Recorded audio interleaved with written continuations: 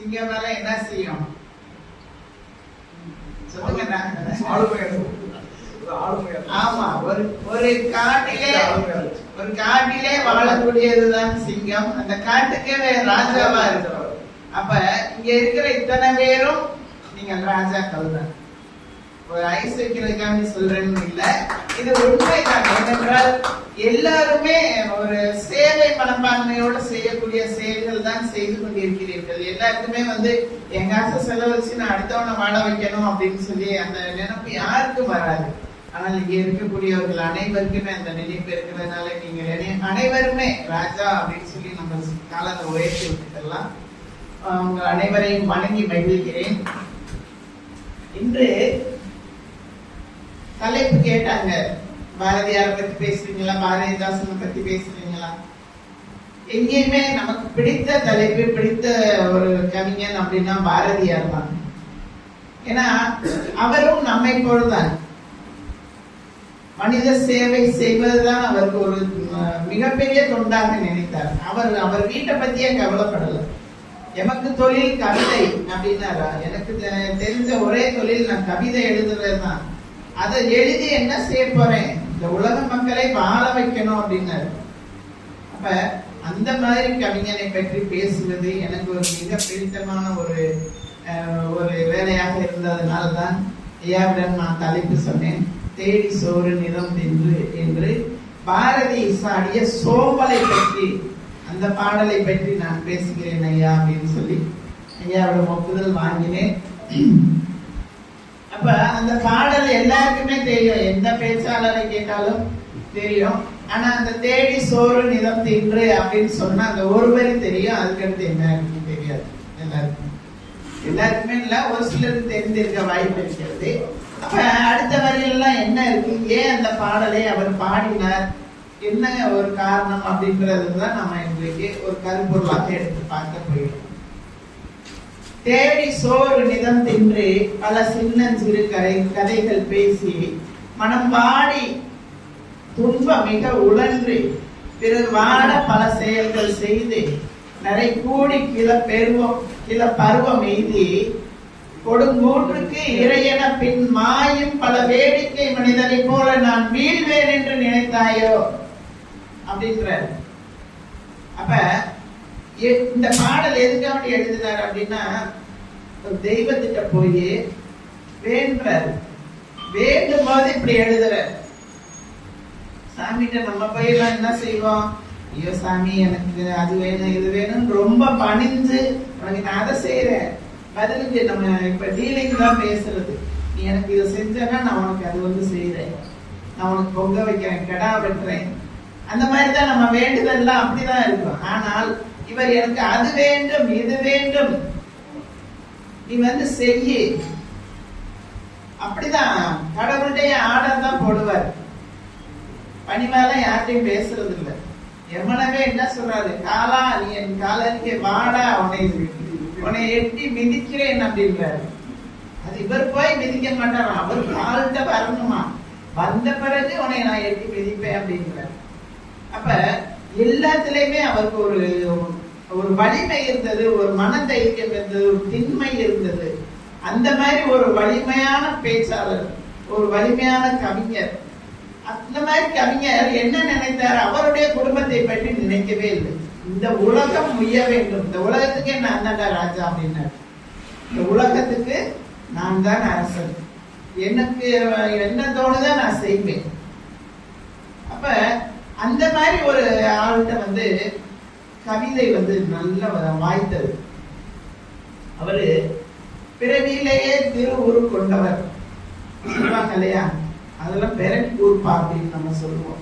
பிறவியிலேயே அவருக்கு திரு உருவாக பிறந்தவர். 11 வயசுலயே பாரதி பட்டம் வாங்கிட்டார். 11 வயசுல கவிதை எழுதுறார். கவிதை எழுதி அங்க எட்டயபுரத்துல போய் இதுல அரசவையில பாடி அந்த மன்னர் வாயாலேயே பாரதிங்கிற பட்டம் வாங்கிட்டு வந்தார். அவர் பேர் தெரியும் நமக்கு, சுப்பிரமணியன் தான் தெரியும், சுப்பையான்னு கூப்பிடுவாங்க.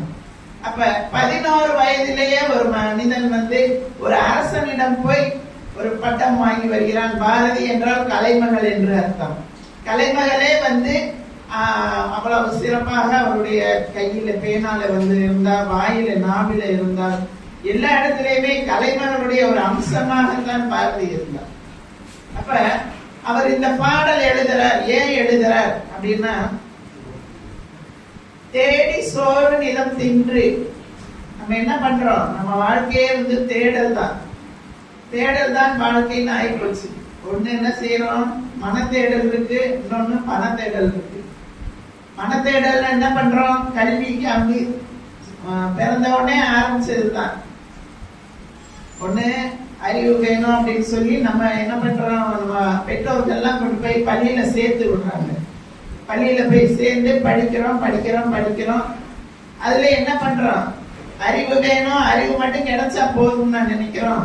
அதை வச்சு நான் எப்படி சம்பாதிக்கணும்? அப்ப பண தேடல் அதுலயே சேர்ந்து வந்துடும்.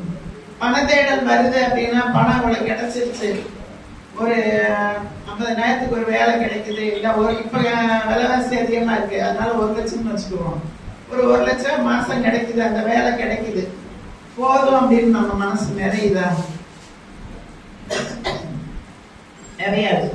1 லட்சம் கிடைச்சிருச்சு, நான் அதை வச்சு நான் அதுக்குள்ளேயே என் குடும்பத்தை நடத்திக்கிறேன், எனக்கு திருப்தியா இருக்கு, நான் முதல் இருந்ததை விட இப்ப நல்லா இருக்கேன் அப்படின்ற அந்த எண்ணம் நமக்கு வர வேண்டும். வராது. தேடி தேடி தேடி தேடி அலையிறோம். எங்கே தேடுவேன் பணத்தை, எங்கே தேடுவேன்னு பாடினாரு. யாரு? நம்ம இண்டஸ்ட்ரியல் பாடினாரு. பணம் பணம் பணம்னு பணத்துக்கு பின்னாடி ஓடுற கூட்டமா தான் நம்ம மாறிட்டோம். அப்ப அதை தேடி சோறு நிலம் தின்று அப்படிங்கிறாரு. சோறு திங்கிறதுக்கு தான் நம்ம தேடுறோம் அப்படின்னு அந்த நம்மளை விட ஒரு கீழ்நிலையான மக்களை பற்றி அவர் வருந்துகிறார். அவர் பிறந்த குடும்பம் பெரிய குடும்பம் தான், நமக்கு தெரியும். அவங்க அப்பா நல்ல வணிகரா இருந்தவர்.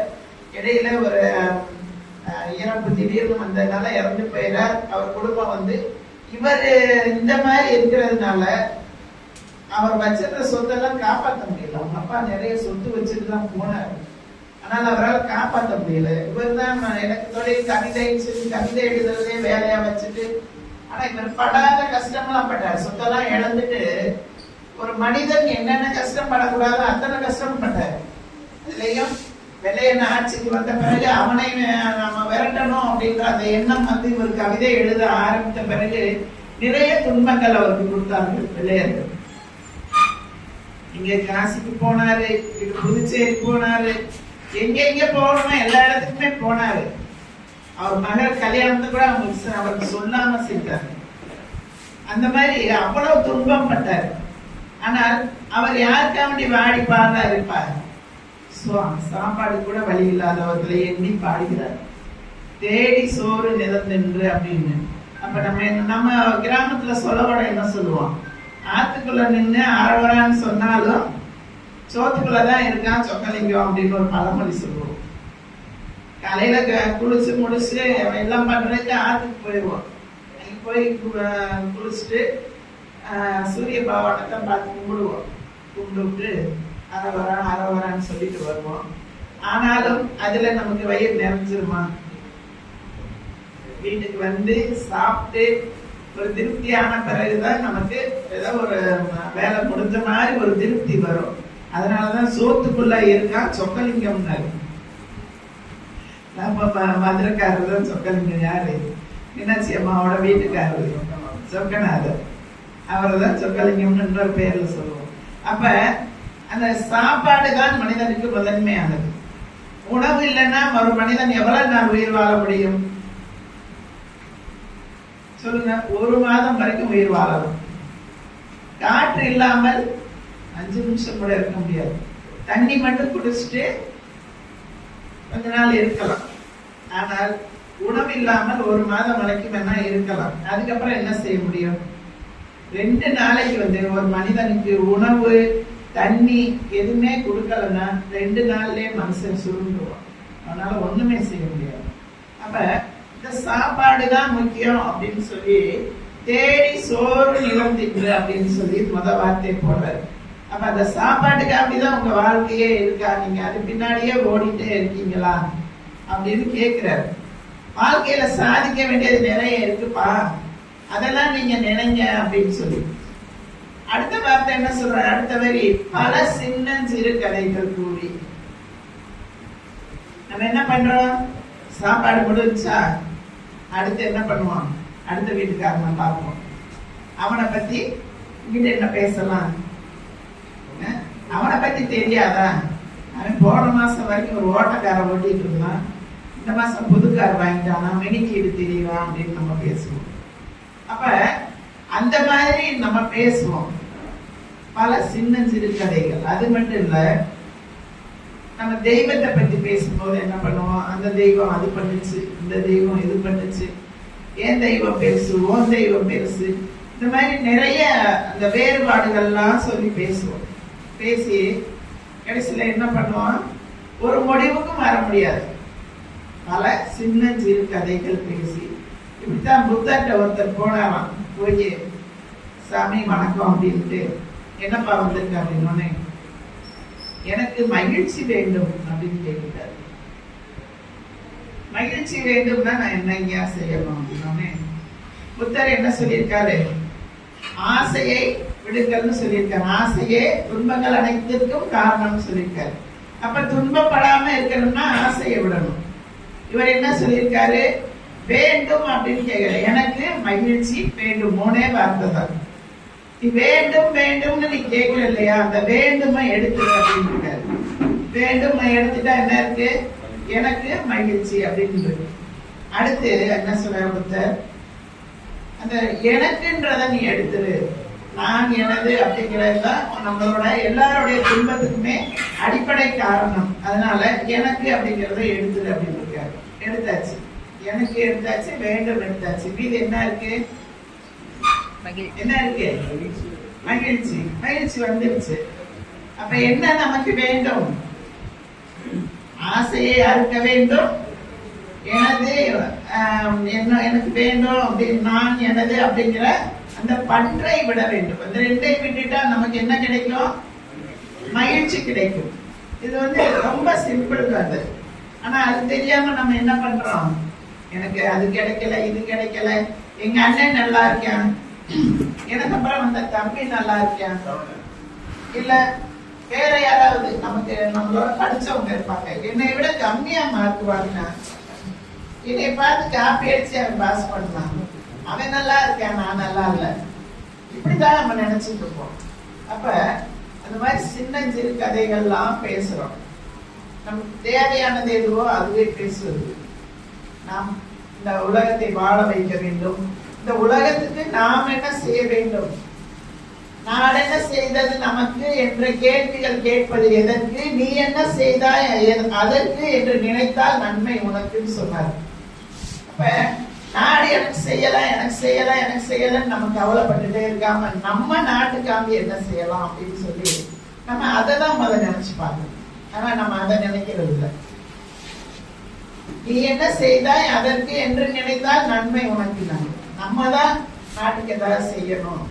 நான் இந்த நாட்டுக்காண்டி என்ன செய்தேன், நான் ஏன் பிறந்தேன், இந்த நாட்டுக்கு நலம் என்ன புரிந்தேன் என்று நாளும் பொழுதும் வாழும் வரைக்கும் நினைத்தது என் தோழா அப்படின்னு பாருங்க.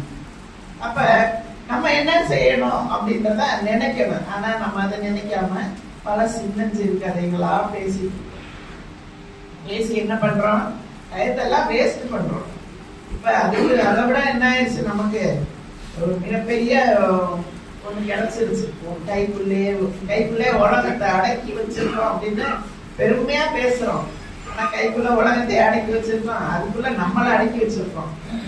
நம்மளோட எல்லா நடவடிக்கையுமே அதுக்குள்ள முடங்கி போய் கிடக்கு. காலையில எந்திரிச்ச உடனே முத வேலை என்ன பண்றோம்? இதெல்லாம் கடிகாரத்தை பார்ப்போம். ஆனா இப்ப எடுத்த உடனே மொபைல்ல தான் டைம் பாக்குறோம். சார்ஜ் குறைச்சிருக்கா இல்லையான்றது கூட அதுக்கு அடுத்து எந்திரிச்ச உடனே ஆமா அலாரம் வைக்கிறதே அதுலதான் வைக்கிறோம். எடுத்த உடனே பார்ப்போம், டைம் என்ன அதுன்னு பாக்குறதுக்கு அதான் பாக்குறோம். இப்ப கையில வாட்ச் கட்டுறதுலாம் ஃபேஷன் ஆகி போச்சு.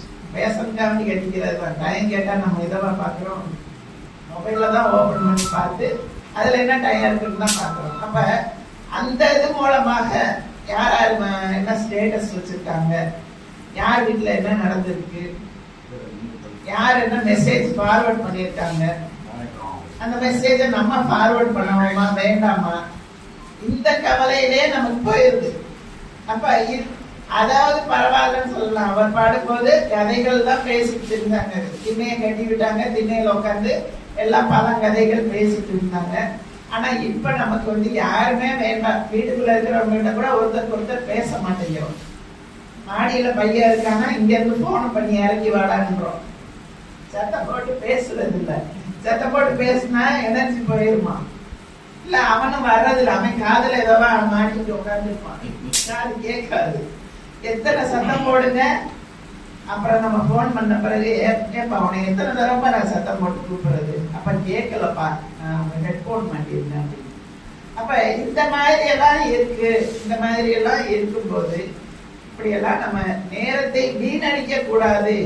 இதெல்லாம் நம்மை சோம்பேறியாக்குவதற்கான ஒரு வழிமுறை தான் அப்படின்னு சொல்லி அவர் அன்னைக்கே யோசிச்சு பாடி இருக்காரு. அப்புறம் என்ன சொல்றாரு? மனம் வாடி துன்பம் மிக உழன்று. மனம் வாடி துன்பம் மிக உழன்று. மனம் எப்ப வாடும்? வள்ளலார் பாடினார், வாடிய பெயரை கண்ட போதெல்லாம் பாடினேன் அப்படின்னார். அவர் என்ன பண்ணாரு? ஜீவகாருண்ய ஒழுக்கத்தை அவர் கடைபிடித்தார். ஜீவகாருண்ய ஒழுக்கம்னா எல்லா ஜீவன்களுமே என்னை மாதிரி தான். ஒரு செடி, கொடி, மரம், மட்டை, ஒரு விலங்கு எல்லாமே என்னை மாதிரியே உயிர். அந்த உயிருக்கு நான் நல்லது செய்யணும். ஆனா நம்ம அப்படியா பண்றோம்?